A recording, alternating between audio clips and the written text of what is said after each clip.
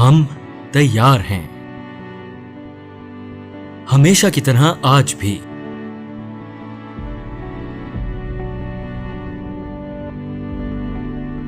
हम polio workers हैं।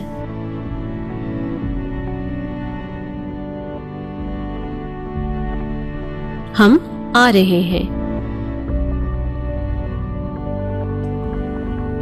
हर दरवाजे पर दस्तक देने। रास्ता आसान हो या मुश्किल, हम थकेंगे नहीं।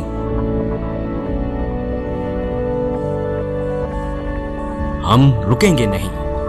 चलते रहेंगे। हर मुश्किल को आसान करेंगे। बच्चों के लिए, इनके सेहतमंद मुस्तकबिल के लिए पिलाएंगे इन्हें पोलियो के 2 कतरे। बचाएंगे उन्हें उम्र भर की माजूरी से। आप भी हमारा साथ दें। पोलियो से पाक पाकिस्तान के लिए।